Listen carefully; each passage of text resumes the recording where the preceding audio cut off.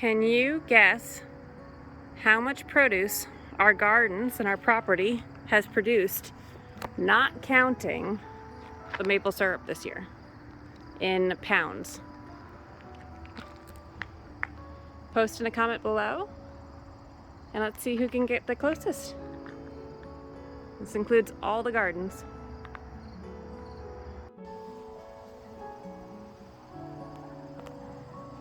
So we are almost to mid-September. Say hi to Gary. Hi, Miss Gary.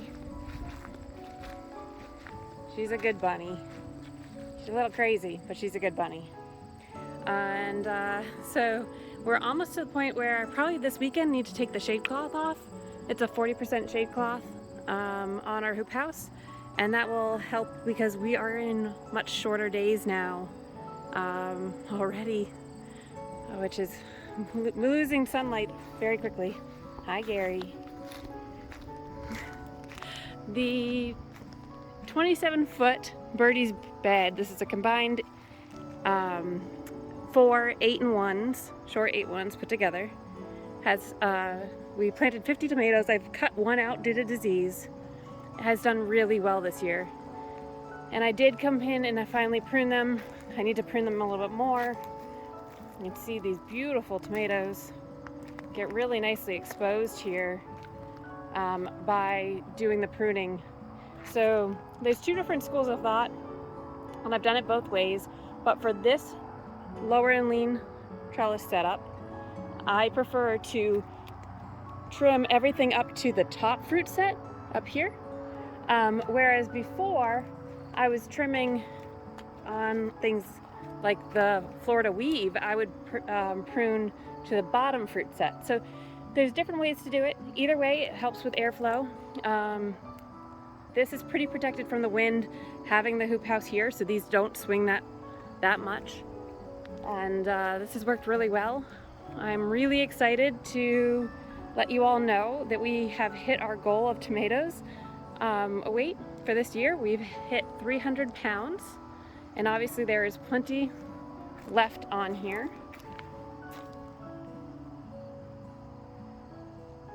As you can see, this whole second row is another 25. So really happy with this. There's a couple things we'll probably help fix for next season. We're going to add additional supports so it's not going to have as much sag. That's the biggest piece of change that we'll do for next season. I think the other part of it is I'll probably put the tomatoes a little bit closer towards the inside and have the onions actually on the outsides. And so this bed had over 300 and 400 onions in it, and most of them have been harvested out of the center at this point. I also will adjust the drip tape a little bit differently. You can kind of see here, we do have 3 rows of the 8-inch drip tape in here, which have worked great for the tomatoes, especially with the heavy drought we had this season. And try to probably put 4 rows of drip tape in this one next year.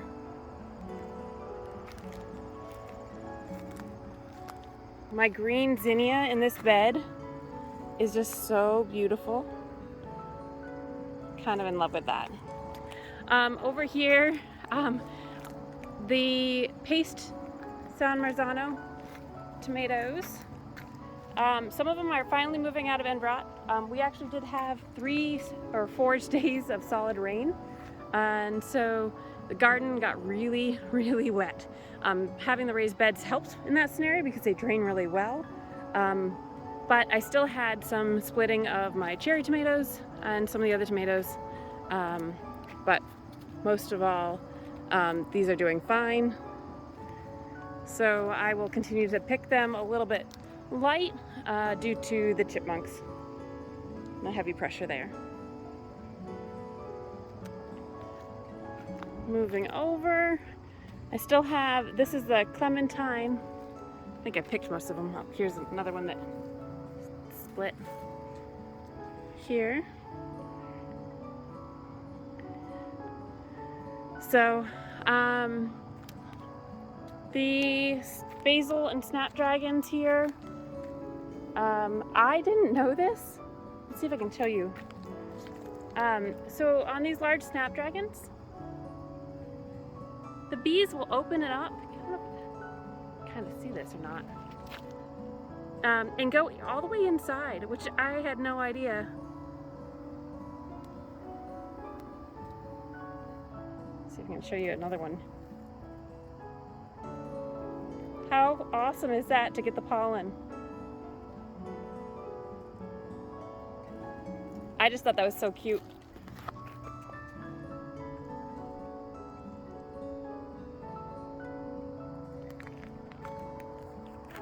So the snapdragons are doing all right. I got a good couple first ones that were really good for cutting, and then they kind of got a little scraggly. Hopefully I'll get a few more. And then I have this one amaranth that actually made it in the whiskey barrel. It's a green. It's pretty gorgeous. Kind of an odd placement for it, but you know, whatever works. Over here I've got a bunch of my poblanos, and so I will show you guys as well. We are dehydrating all the ripe red poblanos, which then are called anchos. You guys can see in here we have quite a lot of poblanos in here. It's a little bit of a jungle at the moment. And then this end is the guajillos, which turn red, which we also dehydrate. These are big trees. You can see how thick this really is.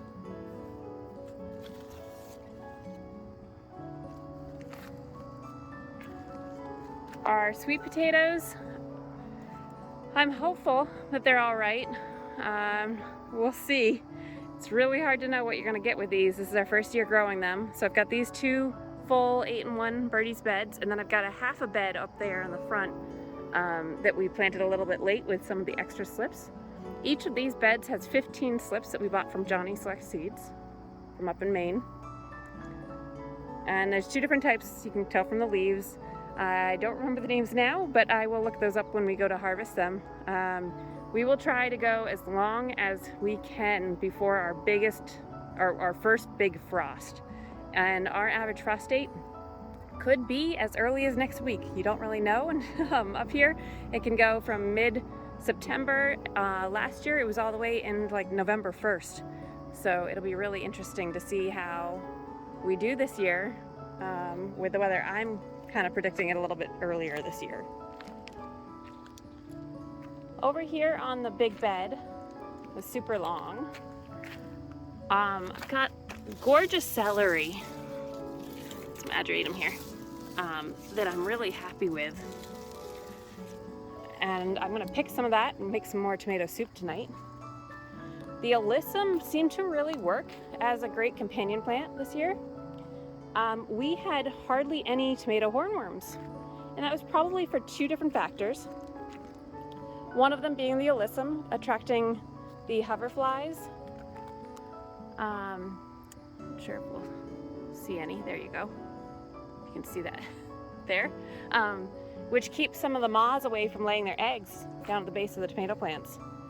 The other one that I think was really helpful, or a couple things, was the pruning method that we did. Really helped so that there wasn't much coverage for the moths. So that was pretty successful. And then I think the house wrens. So we, if you remember earlier in the season, or if you're new watching, you can go back and look. But I have a birdhouse up here because they tried to build a nest in our hose link. And so I went and put up a birdhouse real quick, blocked off the little opening on the hose link, and the house wrens were eating bugs and protecting our peppers pretty much all season long, and they were great for bug control. So I just love how the alyssum has really taken over with the onions. It's almost more like a flower bed. You know, grow something beautiful, I think, is what I hear some people say. If you like to be out here, you'll be out here a lot more.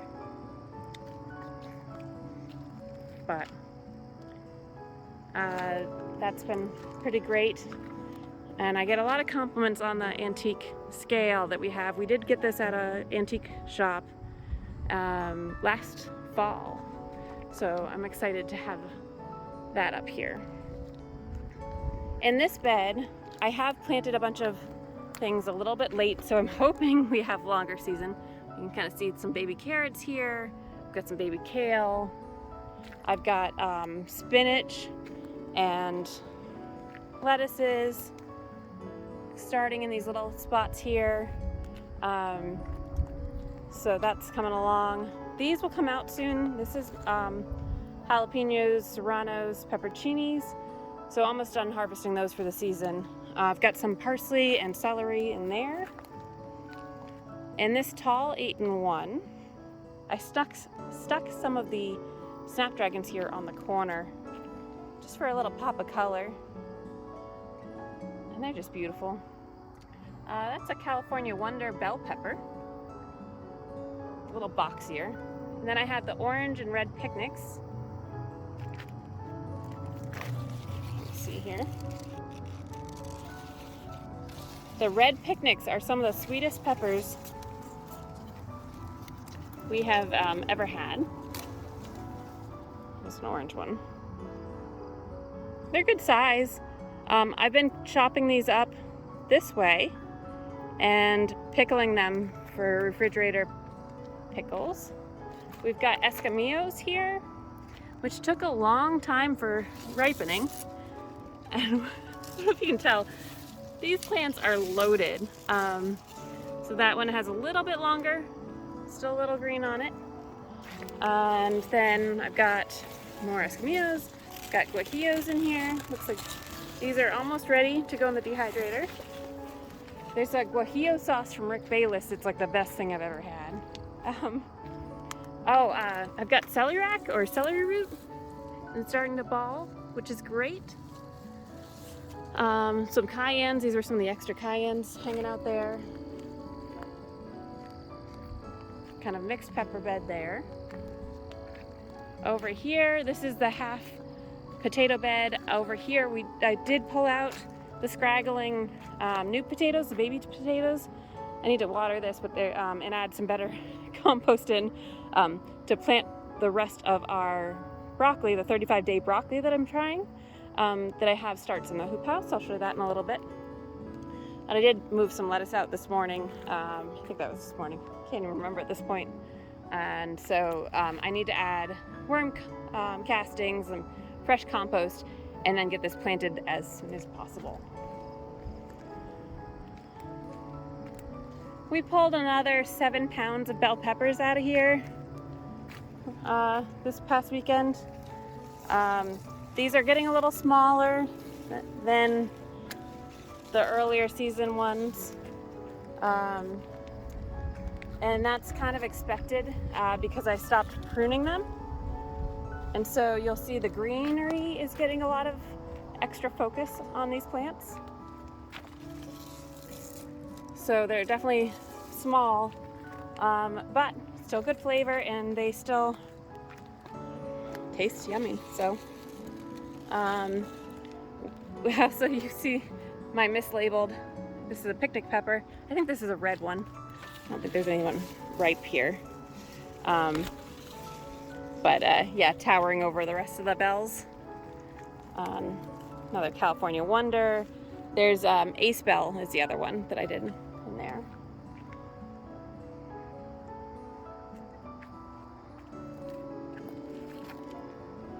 I'll come back to those beds in a second. Over here, I've started to transplant in. These need water again. These little brassicas, these are the 35 or 36-day broccolis.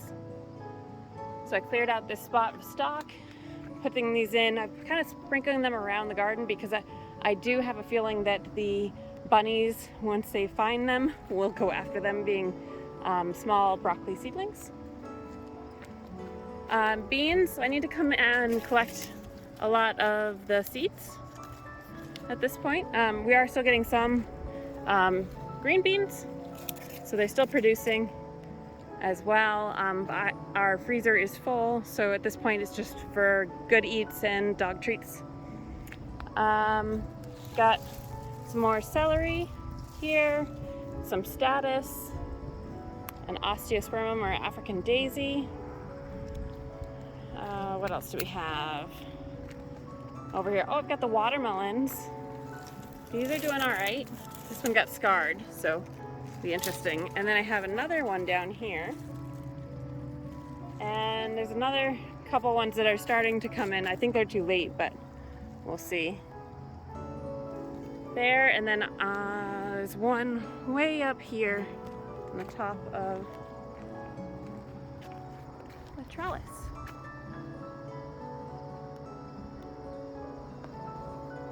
I don't know if you guys can see that well enough or not. You can see all the beans hanging down into the tunnel.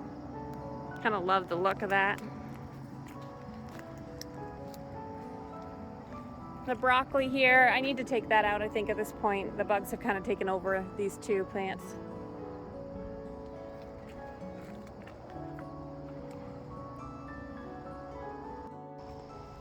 Over here, these are the baby carrots for the late fall carrots. And then I had a little patch of lettuce here and here, you can see her coming up. And then some just regular potatoes in the back there. This is a 6-in-1 tall bed. And bugs are starting to take over a little bit too much. I already cut that one off. And I've got a few more to harvest, but you can see here the cabbage worms. I need to come back and spray with the BT and try to get these cleaned up. The Brussels sprouts, we'll see if these actually make it. I have a feeling that they won't. I think they're getting eaten too much in here. I've got some beets we'll be harvesting this weekend. And a little bit more broccoli there. This other 8-in-1 is the cayenne pepper bed. And so I'm not exactly sure on how much we've harvested out of this bed, but it's probably close to 20 pounds at this point. We've multiple gallon bags frozen, and I also sold some cayennes, probably about 5 pounds, I think. So we've done quite a bit. We still are harvesting here every 2 weeks or so, seems to be the schedule for a big, decent harvest of cayennes at this point in the season. And then we've got the more poblanos. These are poblano gigant or ancho giganteum or something like that. So that's kind of fun. There is a rogue jalapeno plant in here somewhere, but I did try to come in and harvest most of the peppers off of it so that we could put them on the smoker and get them dehydrated and make moritas and chipotles. And we may even try to make our own adobo, which I'm excited about. Overall, the garden has now produced over 530 pounds of produce this season. And if you add the onions that we've been drying and a couple other things that I didn't even, a lot of the corn I didn't even weigh, we're probably over 560, 580 pounds harvested so far. And that's before sweet potatoes, so pretty excited about that.